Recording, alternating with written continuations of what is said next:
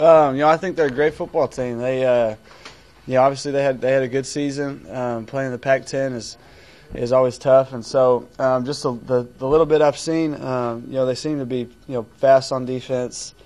A lot like Oklahoma, Texas, those type. I think speed-wise, and so we definitely have to put a good plan together and get some good practices before we head out to San Diego, and know that it's going to be a good challenge for us. Zach, I asked Parrish this: is there, besides going to California and San Diego, which is a great destination, playing somebody that's not on the schedule that you wouldn't play for any other reason other than the bowl, like Oregon? Does that excite players? Yeah, I think it is. I mean, especially when you see them. Everybody knows Oregon for their jerseys, and they come out in 10 different jerseys. They switch at halftime. I don't know what they do, but they. I think guys are definitely excited to play. A Pac-10 team that's had a lot of success, and knowing that this is the only opportunity that we would have to play a team like this, and so it's some extra motivation for some of the guys, and we'll be ready to go. Did you hear from them at all? Oregon, very very early.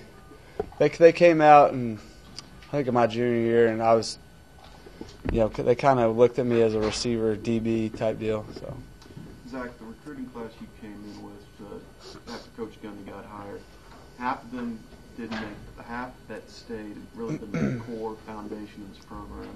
Talk about you and those guys and what you've been able to do to this program the last couple of years. There's been ever since I came in, there was a mix of guys that you could tell really wanted to be here and wanted to turn the program going in the right direction, and a lot of those guys played as true freshmen and went 4-7 that year, and then after that, that next off season is when everybody picked it up, and I think as the years have gone on, there's been some great leaders come out of this class, and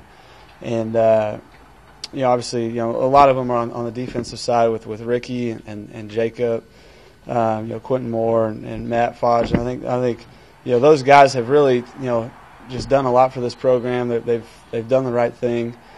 I think most of them already graduate in December. I mean, it's been a great class, and definitely going to be a lot of fun to play this last game with some of those guys, and know that how much they've done for the program and how much they mean to it. Andre said that you and he talked about it when you redshirted and he was hurt and redshirted, right, and realized, hey, we're going to be 5-year guys out of that class. And he said it's gone just according to plan, that you guys had planned to be the old men next year. Yeah, we've Andre and I have a great relationship. We've been great friends ever since we stepped on campus and even on our official visit. And so that's been the plan all along for Andre and I, and we're definitely looking forward to next season. Obviously we've got one more to play for these seniors, but we know that we have a good core coming back, and we'll definitely be excited for our senior season and just try to lead these guys however we can, going into the off season. How much progress do you think this program has made, Zach, since you arrived? I think it's made a lot of progress. From obviously the wins and losses, has been the main thing, but just little things like just doing the right thing and getting the right guys in the program, and the coaches. Coach Gundy's done a great job of getting quality players and as well as good kids to come in here, and that's really what it takes. And so it's been a lot of fun ever since I arrived to see how the program's progressed and how we've come so far from being 4-7 to where we are now. Zach, the teams have had success against this Oregon offense. Where do you think you guys will have success?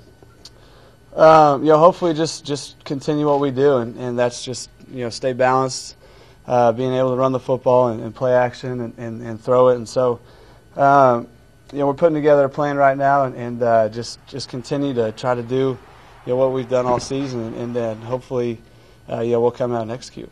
Zach, has Dez, Kendall, and Brandon exceeded your expectations of what they're capable of doing this year? I had high expectations for all those guys. A lot of people talked about with Kendall, is he going to be able to replace Savage, and I told a lot of guys to not worry about it. I mean, we saw last year, his freshman year, that he had a lot of ability, and so and then Dez and Pettigrew are, those guys are unbelievable players, and they've played, up to par and then some, this whole season, and it's been great to see, the recognition that they're getting, because it's definitely well deserved. Zach, have you ever just reflected on how unique a situation that is to look to your left and your right and behind you and go, holy shit? Oh, definitely, yeah. We've got a lot of weapons, and it's great to be a quarterback and play with these guys, and as well as the guys up front, and they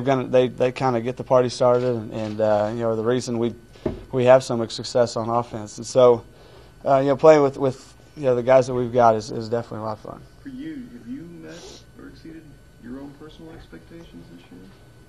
I try to not make any expectations. I just kind of go game by game and try to just move the offense, execute, and win football games however we can, whether that's winning a game 14-10 or in a shootout 56-50. I mean, we just want to go out and try to execute, and I just try to move the offense however I can. Whether I got to run it or throw it, just do whatever. After being a part of 2 bowl wins, how can that happen in off season?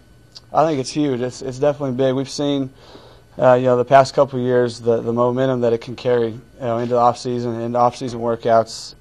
A lot of times winter conditioning is when a lot of players don't want to be there, and it's tough to get going. You're out here running in 10-degree weather, and so it's a lot of motivation to come off a win. And so we definitely know that it's big for us to win this football game to carry some momentum.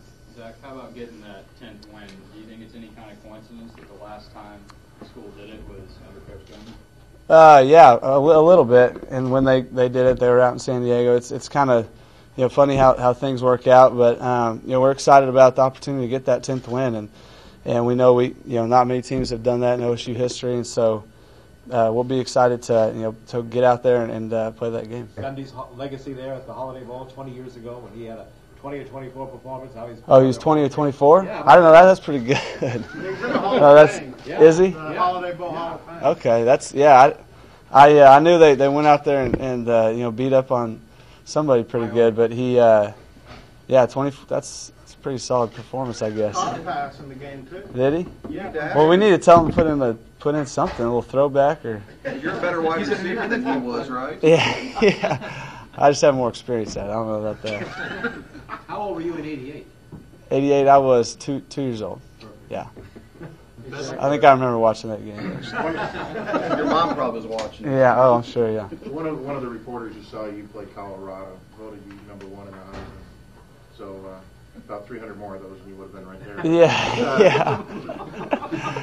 Just your thoughts on getting a Heisman. That's great. Somebody told me about that, last week, and it's great to, get that type of recognition. Obviously, the Heisman is a great honor, and just getting mentioned with a few votes is great, and obviously, like you said, a lot more votes, but it's great. Is that one of your goals for next year? I know you can make a lot of team goals, but personally, is that one of your goals to be in New York?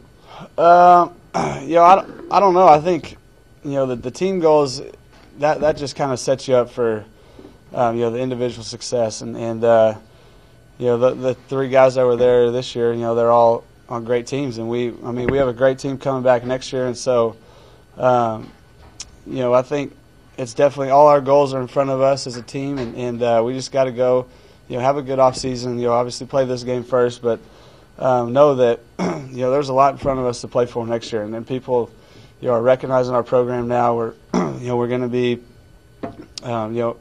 talked about a lot more than we were coming in this year, and so the team goals are definitely the most important, and we'll kind of just work towards that. One of the necessary talents in winning a bowl game is to know when and how to have fun, and then when to work and get the work done. And this team's done that pretty good in 2 succeeding bowl games.